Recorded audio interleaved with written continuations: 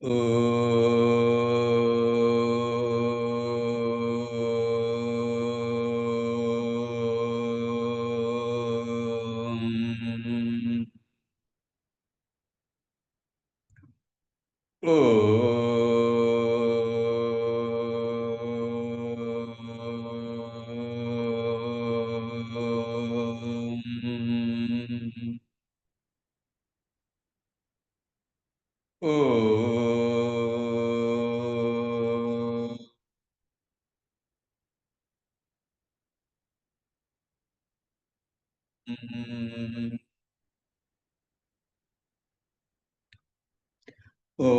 Shri Ganeshaya Namaha.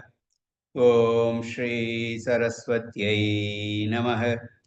Om Shri Gurubhyo Namaha.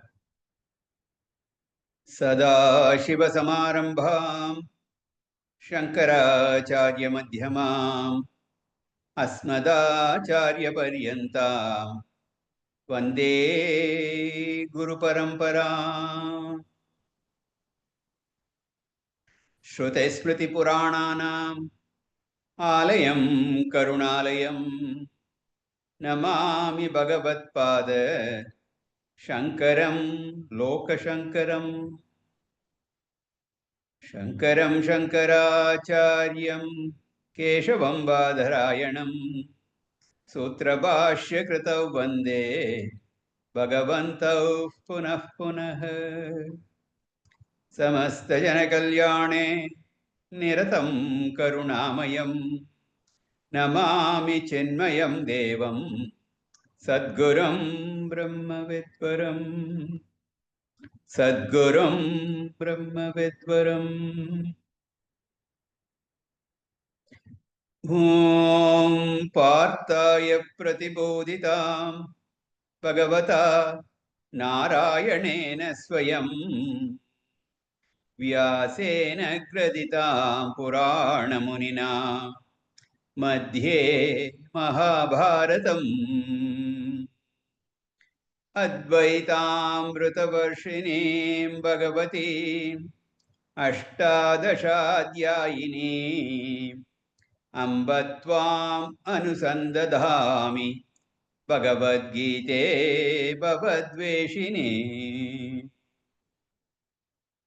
Yam Brahma Varunendra Rudra Marutah Stunvanti Devyai Stavaihi Vedai Sangapadakramopaniषदैः गायन्ति यं सामगाः ध्यानावस्थिततद्गतेन मनसा पश्यन्ति यं योगिनो यस्यान्तं न विदुःसुरासुरगणाः देवाय तस्मै नमः देवाय तस्मै नमः Hari Bhagavan Sri Krishna described the characteristics of an enlightened master, a wise man. And then now he is talking about the sadhanas, the practices, spiritual practices that a seeker should practice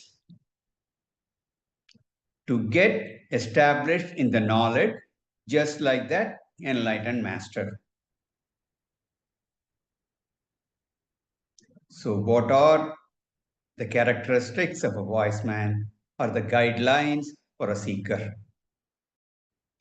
And then how to go about, a little bit more detail, how one, the spiritual aspirant, should practice the sadhanas he must undertake. That is the subject, the topic under discussion now. The emotional strength of the jnani was beautifully described. Yes, sarvatra anavisneha tattat prapya shubha ashubham nabhinandati nadveshti tasya prajna pratishtita. So this enlightened master, he is equipoised in all pairs of opposites. He doesn't get his emotions go high and low. He is not elated or depressed. He doesn't fall in love with something and hate other things. Nothing like that. So he has this equanimity of mind. So how to convert the intellectual knowledge after Shravanam Mananam? You have that intellectual knowledge. How to convert that into this emotional strength? That is the topic under discussion. First, the knowledge should be very important. That knowledge should be Pakka knowledge.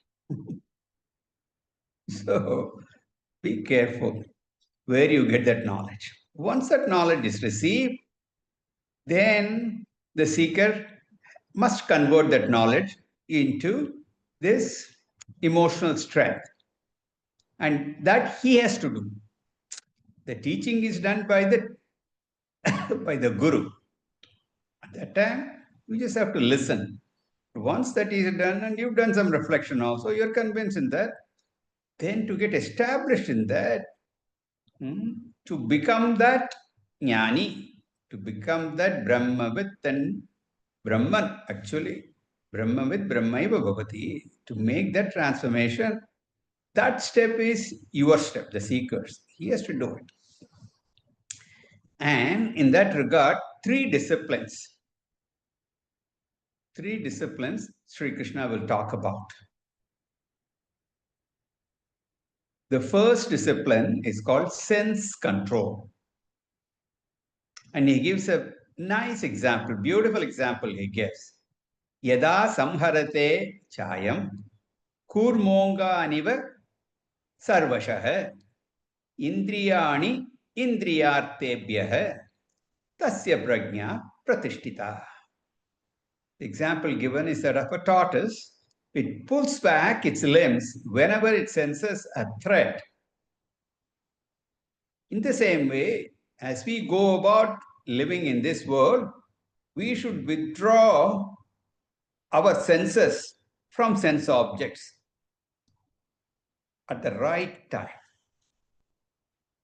We should be able to do that. The withdrawal of the senses, sense control, mastery over senses. Jitendriya. You've seen this, we'll see these terms.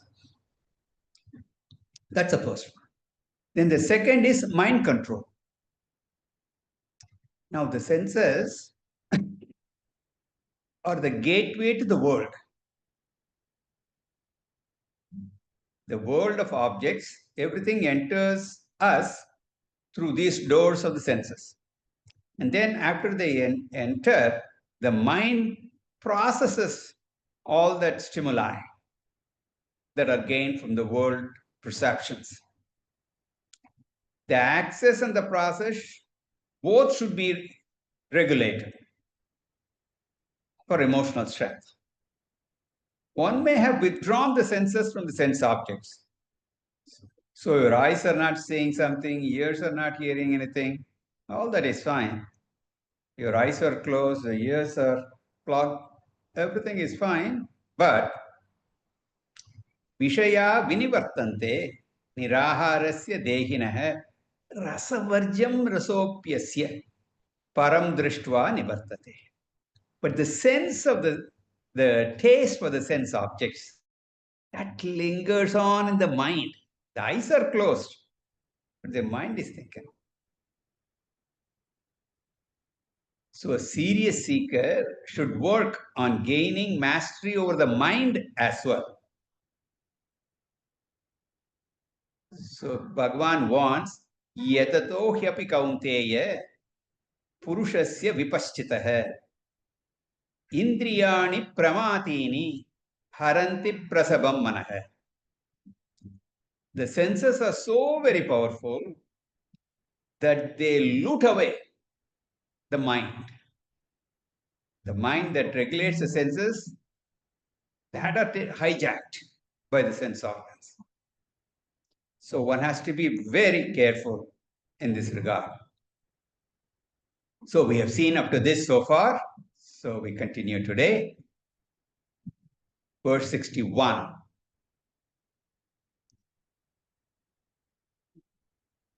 Tani sarvani sanyamya yukta asita matparaha vashehi yasendriyani tasya prajna pratishtita. Let me read. Tani sarvani sanyamya Tani sarvani sanyamya Yukta asita matparaha Yukta asita matparaha Vashehi yasyendriyani Vashehi yasyendriyani Tasya prajna pratishtita Tasya prajna pratishtita Tani sarvani sanyamya Yukta asita matparaha Vashehi yasyendriyani Tasya prajna pratishtita. So the advice here is Tani sarvani sanyamya asita. Remember one of Arjuna's question that prompted all this discussion? Question was, Kim asita? How does he sit? Here is a direct answer. Tani sarvani sanyamya asita. May you keep all sense organs, you said, keeping all your sense organs under your control. Don't be enslaved by them. Let the senses, sense organs be the instruments that you use. For example, when you're driving a car, that car wheel should move according to where you want to go. The steering must be under your control. Imagine if the wheels decide to take off wherever it wants to go. That happens when you're driving in snow and you start skidding. You want to go straight, but the car goes and hits the curb. Disaster. Similarly, you're walking your dog. Quite often the dog takes off, sees something, off it goes.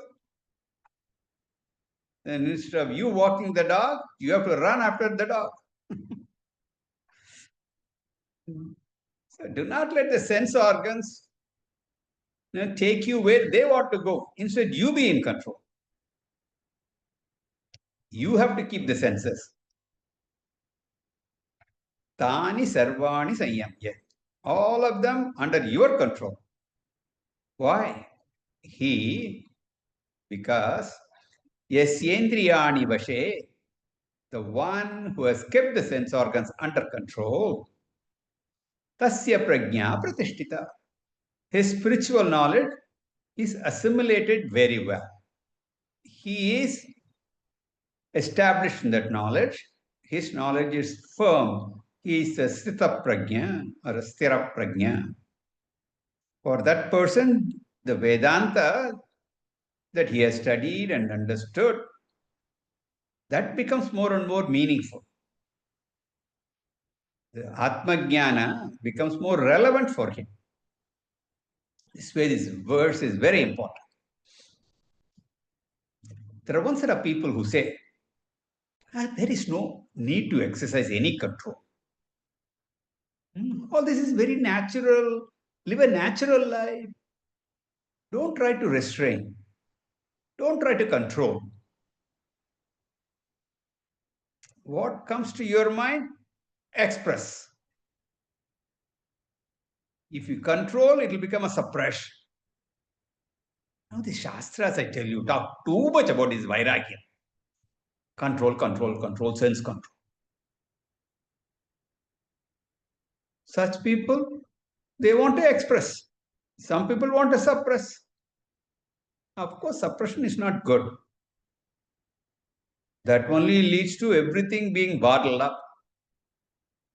It'll build up a lot of pressure inside, and one day it'll just explode. Such explosive behavior will be devastating. Therefore, it is true. You should not suppress. But what you express, how you express, so many other things are involved. Doesn't mean you go on expressing indiscriminately. Such expression will have severe consequences. So you try to be intelligent and discreet. Yes, even though suppression is not good, at the same time, indiscriminate expression is not good either. That's why Puja Gurudev uses a beautiful word, sublimation. It's neither an unintelligent expression nor suppression. Let us understand the difference between suppression and sublimation. We know indulgence and indiscriminate expression in whatever comes to mind, feeling or thought, immediately act it out. That is indiscriminate indulgence. Suppression is just the opposite. There you say, no, no, no, deny, deny, deny. In case of suppression, I have desires in the mind. They have not gone away. I want something. But due to external pressures, it may come from the family, can come from the society, it can come from the scriptures. I deny. I still do not see anything wrong with the desire. I like it. Tremendous weakness for what I want. Either I do not get an opportunity to get what I want, or too much outside, pressure stops me from getting it. So I control.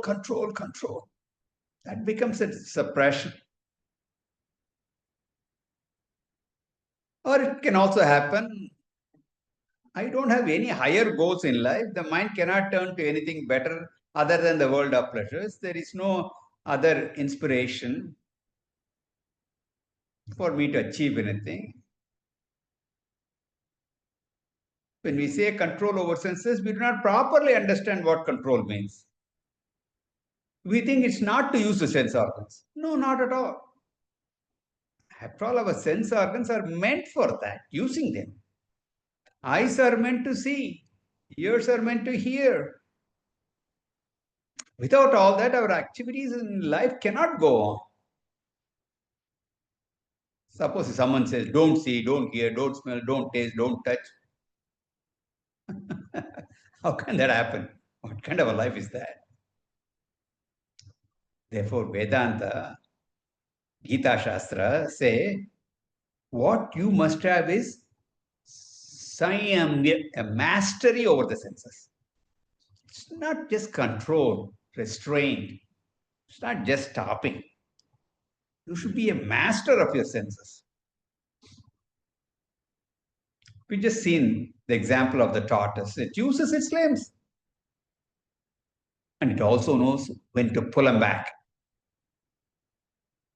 That is why it is said here, Tani Sarvani Sanyamya Asita. Stay with the senses under control, mastered. Sublimation. Sublimation is when a person controls over the senses, not because of external forces, but he has understood that there is a higher goal that I have to achieve. An indiscriminate use of senses is detrimental to my higher goal. Inspired by his vision, he gains mastery over senses. Mastery means he knows what to use, he knows when not to use, he knows how to use his senses. using the senses for those purposes that are conducive to the higher goal, not yielding them to baser things. For example, give you a worldly example, a person is sick. At that time, he has a genuine desire to get well. So his goal is to get out of the sickness, become normal again. So if certain dietary restrictions, patyam, prescribed, he would readily follow those restrictions. If you have some common sense, you will do that. He will not eat to just eating whatever he wants. The lower wants are sublimated in light of the higher. So the Sayam here is masteries of two kinds, do's and don'ts. In this example, say a diabetic, he should not eat certain foods. He also needs to do exercise. If he follows the do's and don'ts, he will not be sick all the time. He will get and stay healthy. So if the desire for the higher goal comes from within, he'll be diligent about it. All these rules of do's and don'ts, not a problem at all.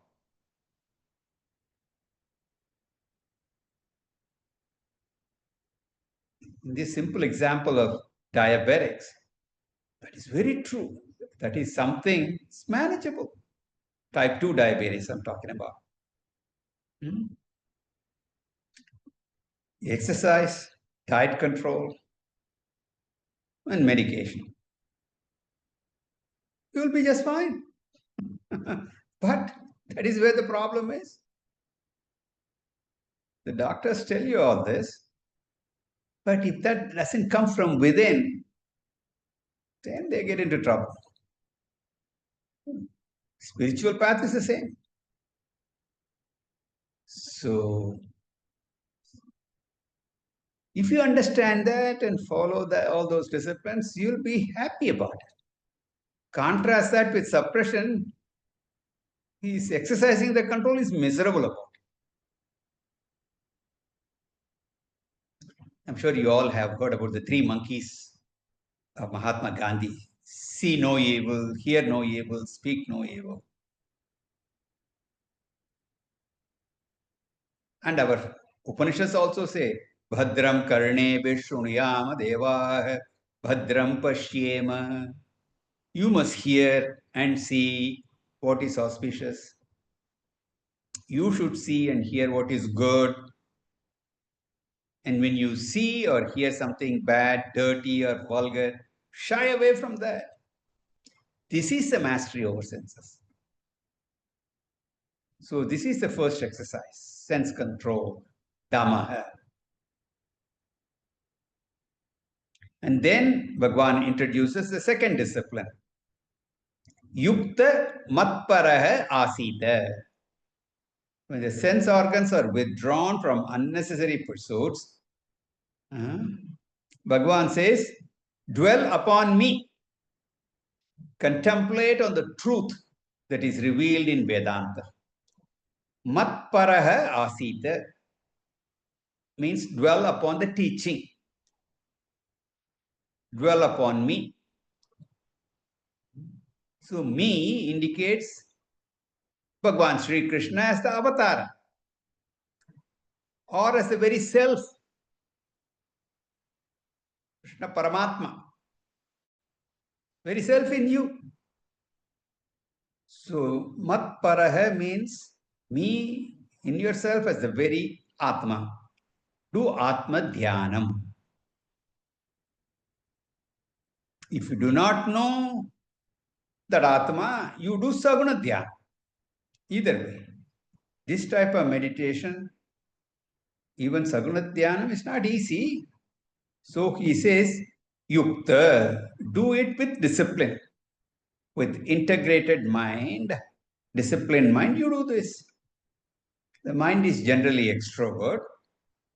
Such a mind has to be withdrawn and redirected to the self. So this is the second discipline, otherwise called as Nididhyasana, Atmadhyana, and we will talk about this elaborately in the 6th chapter, Dhyana Yoga. And now the third discipline is given in the next two verses. The next two verses are very popular, quoted quite often. Verse 62.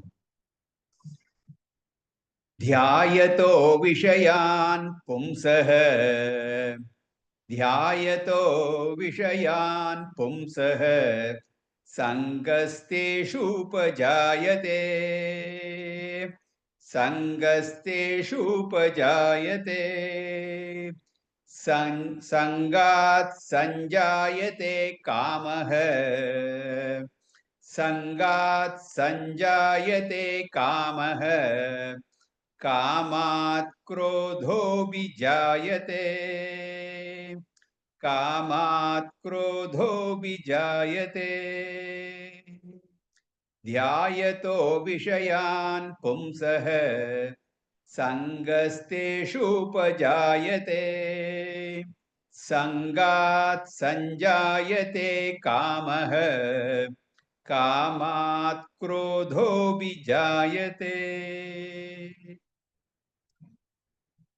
So from this verse onward, Bhagwan will talk about this other important discipline, and that is the thought discipline. This is more difficult. Sensory discipline is relatively easy. The senses are a gross organ, and that can be disciplined easily. If you don't want to see something, you can just get out of something is happening in that room, in that whatever, a club or something like that. You don't go there. You can move out. You close your eyes. You can close your ears. Shut your mouth.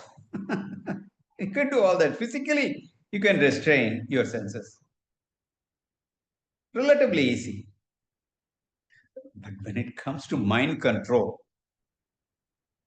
not that easy.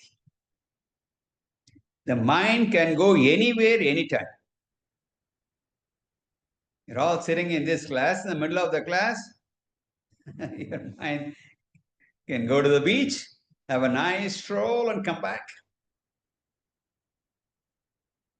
It's thought discipline, very difficult. Extremely important also. So this is shamaha or mano nigraha, mind control, mastery over the mind. To highlight the importance of thought discipline,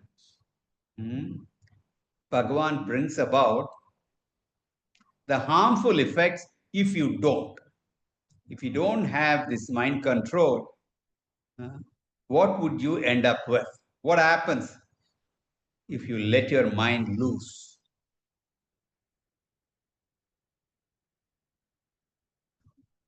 As you go about living in this world, so many things enter your mind through the sense organs. Even though you practice sense control, in spite of such discipline, things enter your mind. You cannot totally avoid, the world from getting into your mind. When you move away from the object, the mind can still dwell on that object. The object is not there in front of you, but you can still be thinking about it. This is called Vishaya Dhyana.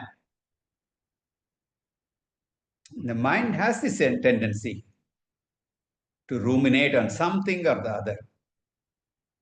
So Pumsaha, this man, Vishayan Dhyayataha, broods over objects, thinking about something that has entered into your mind through sense organ. This is called Vishaya Dhyana. First thing that happens is an out of control mind, when this happens, is Vishaya Dhyana. Thinking obsessively about that object. Over and over again, thinking about it. At this level, one should have the discrimination, ask the question, is it worthwhile thinking about this darn thing? Dwelling upon that object. Is it healthy to think of that object constantly, to fantasize about it? One is alert and intelligent, you can nip it in the bud. The first thought is a feeble thought. First thought that comes. It's rather easy to distract the mind from the first thought. But if you don't use your discrimination and start entertaining the thought goes on and on. Like a small ripple becoming a huge wave. A feeble thought that begins as a feeble thought becomes extremely powerful. So the second stage is Teshu Sangaha Upajayate. You begin to develop a fancy for that object. There are three things that involve in this process. Some object has entered your mind. Then these wheels starts turning. Number one, thought. That object that I've seen, perceived, has gotten into your head, it's real. Satya adhyasa. So you superimpose reality on that object. Number two, that object is beautiful. Shobhana adhyasa. So you superimpose. You superimpose beauty. It's attractive, it's nice, it's wonderful. All that you are, that object is what that object is. The beauty is what you superimpose on that. That's number two. And then, number three, it's a source of joy. That object can give me joy. So, sukha adhyasa, superimposition of happiness in that object. So, all these are just superimpositions. The whole thing is a misconception because according to Vedanta, world is neither a source of joy nor a source of sorrow. Then what is the world? The world is world. That's all. We characterize it as a source of joy and sorrow. It's neither. So the first mistake we make is whenever I dwell upon something, keep on thinking about it, the mind has a tendency to appreciate it. A commercial, what do they try to do? They keep on repeating, same thing. After repeatedly hearing it, that makes your mind think that the product or service is valuable. Once you keep on hearing about it, you think that's great. So this attitude is called Sangha. So Dhyanat Sangaha Jayate. Brooding over objects creates a fancy for that object.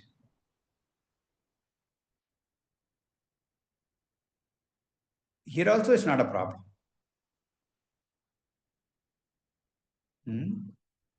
Just saying it is nice. It's beautiful. Certainly God's creation is beautiful. A rose is pretty. The sunrise and sunset, gorgeous. You're only appreciating the beauty of nature. That's the glory of the Lord.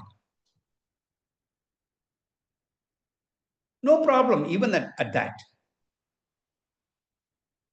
The problem is that the mind goes on picturing that if that rose is in my hand, how will it be?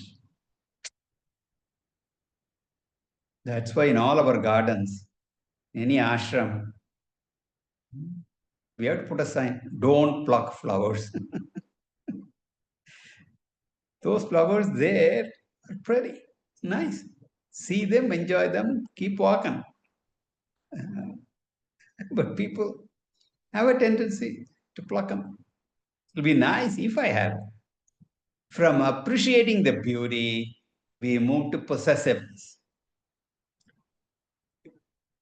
We want to develop or we develop a relationship with that object. I begin to feel that I will be complete only if that object or person is with me. From nice, it goes to is worth having. It doesn't stop there. Further goes, I want it. Come what may, I need to have it.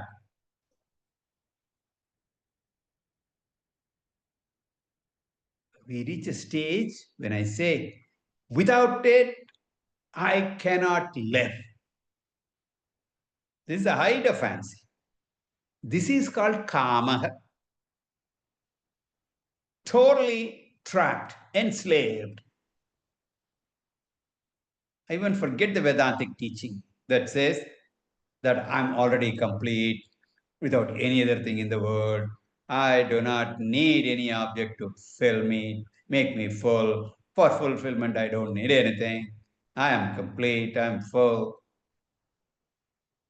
I've heard this teaching. I've understood that also. Still, I forget everything and conclude that without that object or without that person, I cannot survive. So Bhagavan has said, Sangat Sanjayate Kamaha. Sanjayate, a deep yearning, a strong desire is born. Then what will happen? From desire, we can take any route. Two routes are possible. Two outcomes are possible. You have a desire and you pursue that. One is the desire may be fulfilled. You get what you want. This one route. Alternate, you don't get what you want. Desire is not fulfilled. That's the second outcome. Objects or desire are limited in number. But those who desire those objects are many. So there is a competition for everything.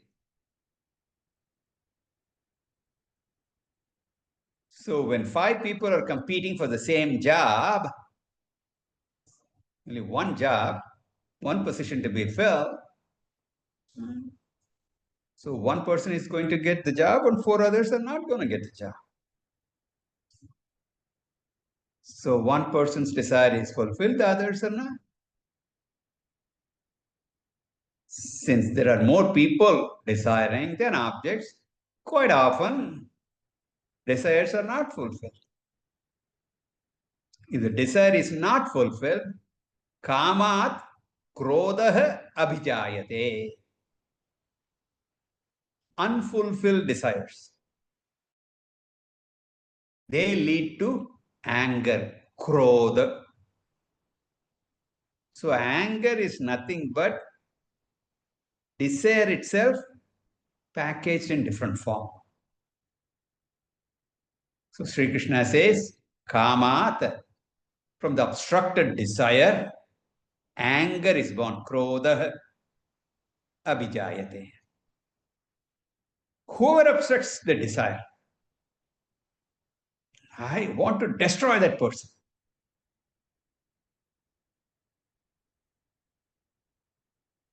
In business, there is cutthroat competition. Sri Krishna does not discuss the consequences when desires are fulfilled. He's just going that route where desires are not fulfilled. So he goes from kama to krodha. When desires are fulfilled, okay, you got it. You're happy about it. But then that's a finite object. The happiness from that is finite. It will not last forever. So when that goes away, you want it again. You want more of it. So when desires are fulfilled, it leads to lobha, greed. And greed also eventually will come to, eventually it will not get fulfilled and it will come back to anger. It's at a different level only. Now then what happens? So from just looking at something and brooding about it, we have come all the way up to become an angry person. Then what happens? Krodad bhavati sammoha. Krodad bhavati sammoha. Sammoha smriti vibhramaha. Sammoha smriti vibhramaha. स्मृतिभ्रंशात् बुद्धिनाशः स्मृतिभ्रंशात् बुद्धिनाशः बुद्धिनाशात् प्रणश्यति बुद्धिनाशात् प्रणश्यति क्रोधात् भवति सम्मोहः सम्मोहात् स्मृतिविभ्रमः स्मृतिभ्रंशात् बुद्धिनाशः बुद्धिनाशात् प्रणश्यति. When the mind is in the grip of anger, krodha, krodhat sammoha bhavati.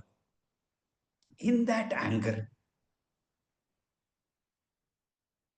power of discrimination is lost. Sense of decency is lost. I forget who I am. Forget who is the person in front of me. That person may be an elderly person, maybe a father, mother, guru. All that is forgotten. Totally covered by some moha, samyak moha, moha, delusion, confusion, delusion. Some moha, utter delusion. The grip of anger, one may strongly scold his own guru, forgetting he's a person to be worshipped. There are children who beat upon their parents in anger. Later they might regret and apologize, but at that time, the grip of anger, they lose all discrimination. That's why we use the phrase mad as hell. Mad is the right word. Mad to describe that condition. So when there is this temporary insanity, sammohat, smriti vibhramaha. Smriti vibhramaha. All the learning that I've acquired will not be available.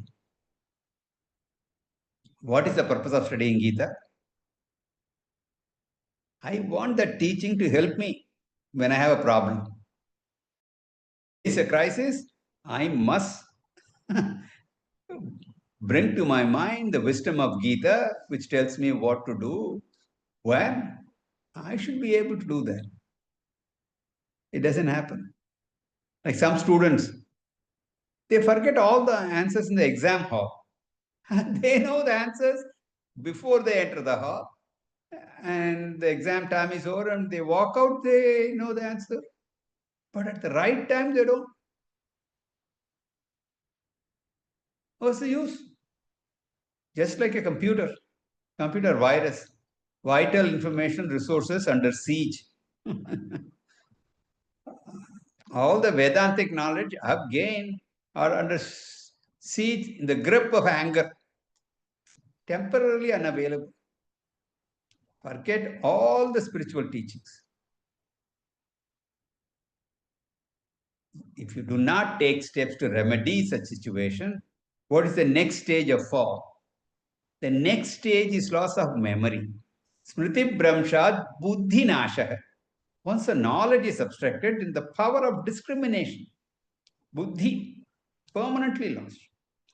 Previously, some moha word was used, temporary loss of discrimination. Some delusion, some confusion is there. Buddhi Nasham is permanent loss, point of no return. Previously, there was some hope that confusion can get cleared up. Now, no hope at all. The intellect has stopped functioning. Buddhi nashat pranashyati. Loss of discrimination. There is a loss of human life. I stop being a human being. It's not the physical death. You stop being a human because the distinctive feature of a human being is the intellect, the discrimination, the discretion. That is destroyed at this stage. When I act deliberately, think about things, what to do, what not to do, etc., and then choose a course of action, then I am a human being. When I act indiscriminately, I'm not a human. It's as simple as that. No different from an animal. Some animals may say, no, no, no, no, don't you compare me to you. Animals, if they know how to talk and you're able to know what they are talking, they will be saying, we are not like you. So do not be impulsive, be deliberate in action. All that is lost. This is called the ladder of fall from being a human being. All that just starts with something has entered your mind, some object, and then you start brooding. So the stages of fall are: number one, brooding over objects. Number two, fancying those objects.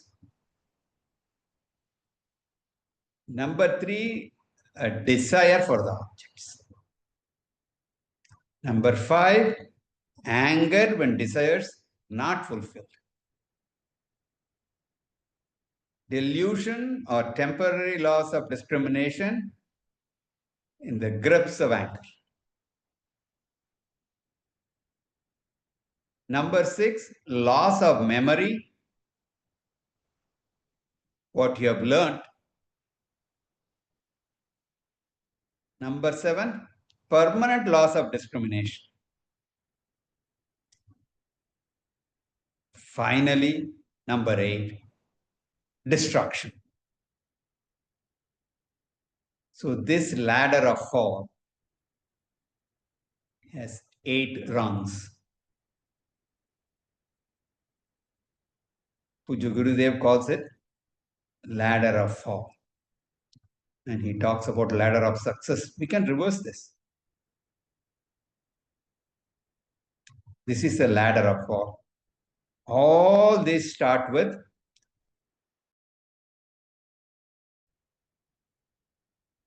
obsession. You develop an obsession with the object. So that is where you have to be extremely cautious at that stage. If you can nip it in the bud, everything. Otherwise, this is just a cascade. Ladder of fall. So, Arjuna, you better master your mind. Om Purnamada Purnamidam Purnat Purnamudachyate Purnasya Purnamadaya पूर्णमेवावशिष्यते। ॐ शान्ति शान्ति शान्तिः। हरिः ॐ। श्रीगुरुभ्यो नमः। हरिः ॐ।